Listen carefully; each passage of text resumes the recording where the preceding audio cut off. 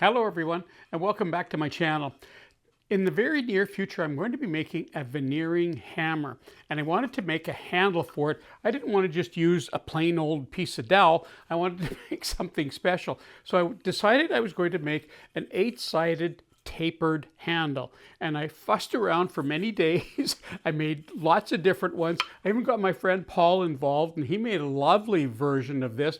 And then I decided I really didn't like the tapering idea after all, so I made the same thing but non-tapered, so it's straight. This is what we're making today. I don't have a lathe, so this is all round here. You're going to see how to make an 8-sided handle down here and round up here, so stick around. It's an interesting process. Okay, I'm ready to get started. The first thing I need to do is cut my blanks, and I'm going to make 2 or 3 spare ones because I want to make a few extra handles. Today I'm using arbutus, or what's called madrona. And I've had this piece sitting around the shop for probably 15 or 20 years. Now, if I were commercially making these, the ideal wood for handles is hickory. And hickory has a Jonca scale of 1860. This madrona is 1460, so it's a little bit softer, but of all the woods that I've used, this is one of the hardest. For example, red oak is down at 1290, so this is quite a bit harder than red oak. And it's been dry for a long, long time.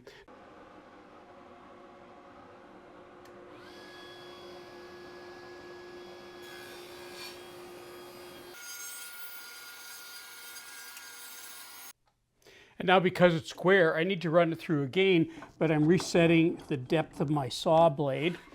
And just go ahead and do that second cut.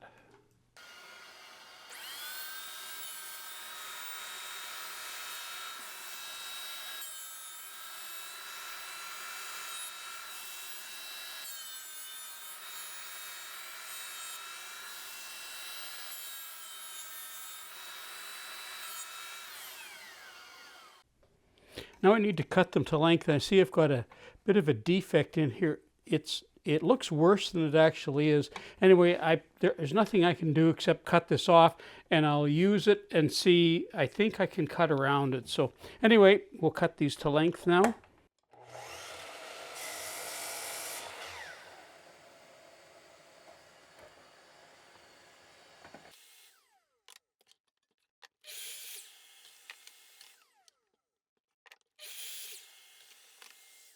Okay, there's my 3 blanks.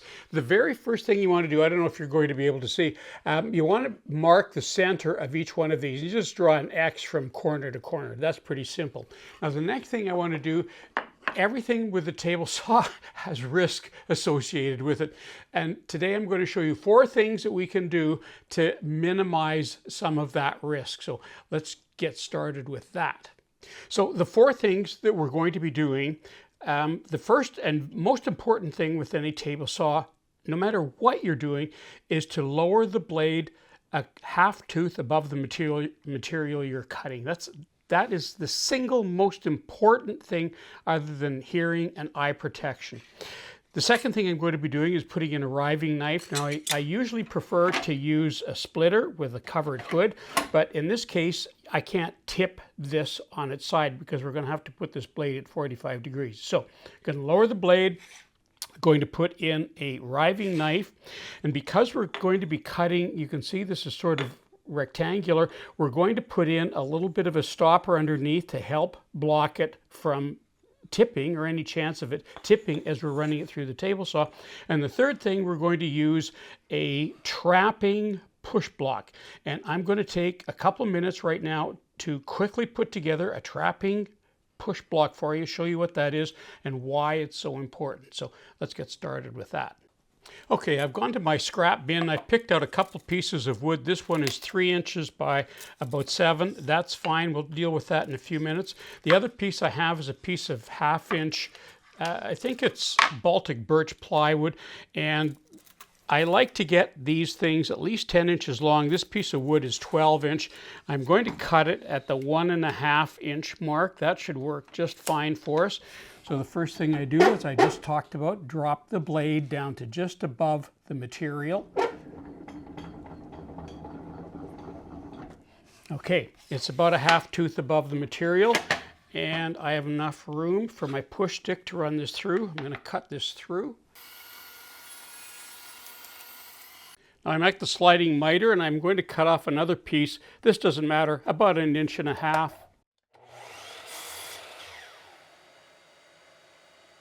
Now for the final piece of wood here, this scrap piece of wood, what I'm going to do, I'm going to go to my bandsaw, and I'll just do this off camera. I'm just going to cut sort of a semicircle out of the back here. Okay, so there's that piece of wood. I just rounded that off, and I just rounded it off roughly. Now, this is going to be the handle, and this is basically a wide push block. That's going to be attached to that, and this needs to get glued underneath. So I'm going to do this first of all, and because I'm using soft or a very fine wood here, it's nice and smooth, I'm going to use some CA glue. It's quick and easy.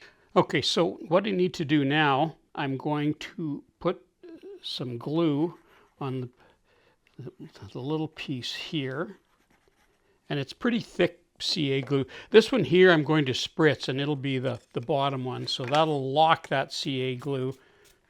And just putting a bit of accelerator on there, and that will bond almost instantly. I have to be careful. I make sure that I line that up as best I can. There we go. It slides a bit. Hold that for a few minutes, and that'll be locked on there. Now the next thing I need to do is mount this. This is the handle, so this is what it's going to look like. And the reason for this is not so that it's more comfortable, so that when I look at this thing, I can pick it up right away, and I know that this is how it's going to go through the saw. So it's kind of a safety, another level of safety. And that's going to go on there like that. I'm just going to get a couple of screws. We'll drive that on there.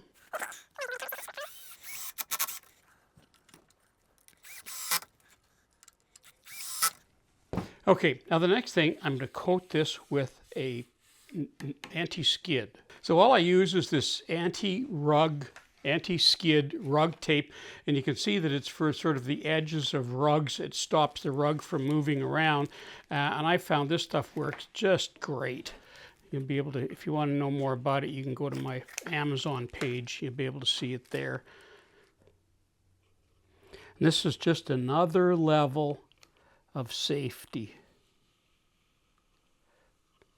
And this stuff worked great. I use this on a lot of things, this anti-skid material. And that's it. And that's a push block. And the reason that we're using this is it's a nice wide push block. It actually traps the material underneath. It's got a stopper here, so there's no chance of it wiggling out or coming loose because you're pushing down and you're pushing it through the saw. So let's go back over to the saw. Okay, now I'm going to take a moment and take this splitter and guard off and put on a riving knife. I don't have to raise the blade very much, but the very first thing I want to do is set, I can set this right now, and I want to set this at 7/8 of an inch. For this 1 1/4, that seemed to give me the best angle. So what I'm going to do is raise the blade up just a little bit so that you can see it, because now what I want to do is I'm going to be turning the blade at a 45-degree angle, and that's why I had to take this off and put the splitter on. Now that's done. Now I'm going to drop the blade. I can drop this blade way down. I don't need it sticking up anywhere close to this high.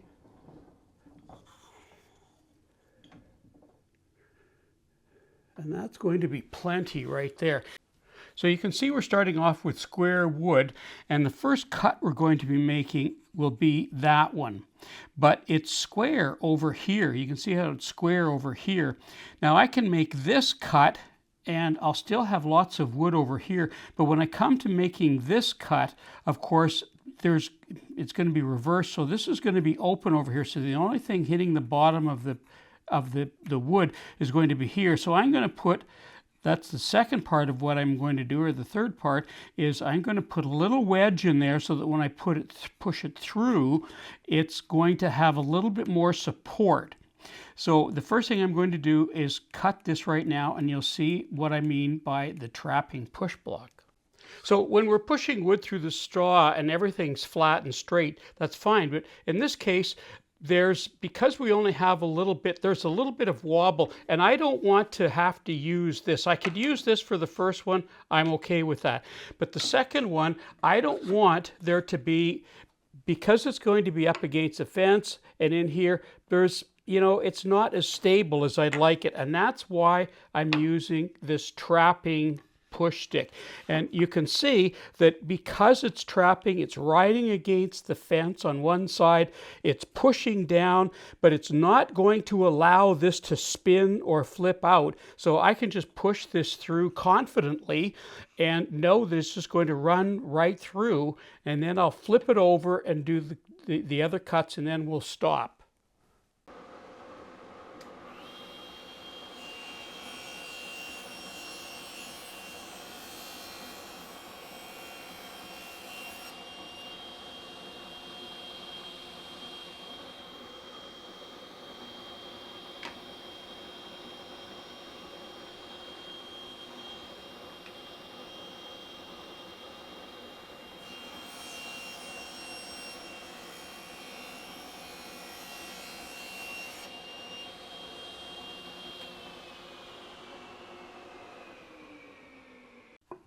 Now my second cuts, I need to go and cut this angle here. And you can see that because I've already cut this off here, I don't have all that much surface on here. So what I'm going to do, I'm going to take some double-sided tape, and I'll show you how I'm going to do it. And I'm just going to ease one of those cut-offs in there like that, just to give me a little bit more room in there. And I don't need a ton of double-sided tape on there, so I'll just show you that. So there's the little two pieces of tape, and what I want to do, just moving some dust out of there, what I'm going to do is I'm just going to take it and just slide it in, and it doesn't have to last forever. It only needs to go one cut, just like that, and you can see how that slides in there, and that's going to be just fine. And now when I go up to the fence, now when I put my trapping push block on there, I can safely cut that piece of wood. Then I'll do the same thing on this side. So let's make this cut now.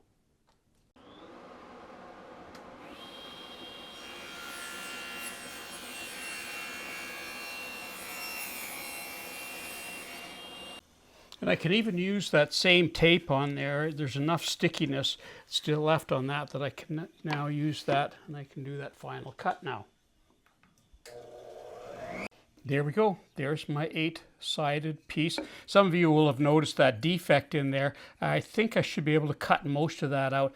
And anyway, this is for a veneer hammer, this handle, so it doesn't need to be super strong anyway. It's not like it's actually doing hammering. So, okay, I just want to take a quick moment and see if I've got these fairly, yeah, okay, yeah. Yeah, very good. All right, they're all more than close enough. That's perfect. All right. Now the next thing I want to do, this is going to be the handle part down here, but where it goes into the head, I want to take this, it first of all needs to be round, but I want to take it down. And that's the reason why we have the marks on the end, because the different, I'm using these washers here. This is a 1-inch washer, that's a 7/8, and that's a 3/4.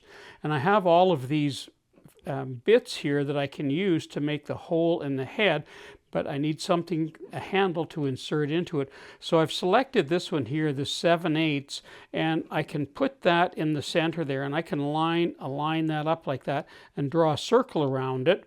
And that will give me a 7/8 dowel that I can then put in the head. But then I can take it down all the way along here. So when I mark this, I'm going to have extra wood around the outside, and I think the quickest and easiest way to get rid of that extra wood is going to be on the bandsaw, but let's mark it first of all. So there you can see the circle that I've drawn, and that's pretty much in the center, and you can see that I've got a lot of extra wood here. Now I don't want to have to sand that all down, so what I think I'm going to do, I'm going to take and set up a fence on my bandsaw, and I can just set that up and just run that down on the outside of that line and just take off those little bits on there. Okay, sometimes I get a little ahead of myself here.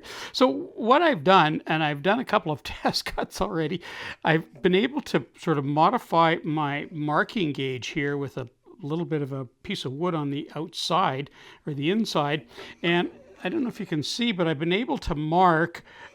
Some of these are a tiny bit thicker than others on here, I've noticed. So what I've been able to do is mark with my marking gauge a line along there, and I can actually follow it. This is my small bandsaw, a little 10-inch bandsaw with a thinner blade, and I've been able to go along there and just trim some of that wood out. So I'm just going to keep moving along here. I'll show you a quick cut on this one here, but I've been actually able to move along. You can see where I've cut a couple more, and I've got a couple more to make here, but I'll make this one cut anyway, just to give you an idea what this looks like.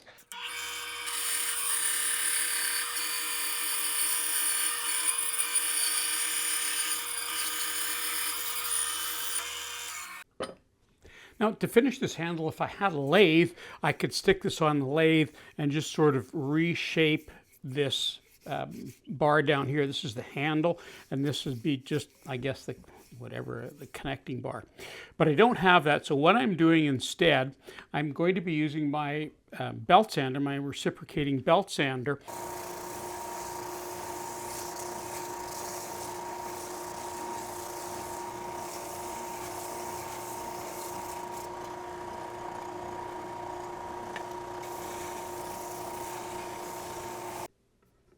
Here you can see that I'm just barely showing the line all the way around there, and I've taken it down as far as I want to because I want to save the last little bit for after I've drilled the hole in the head of the veneer hammer, and that way I can get a nice tight fit on that. But I'm very, very happy the way that turned out.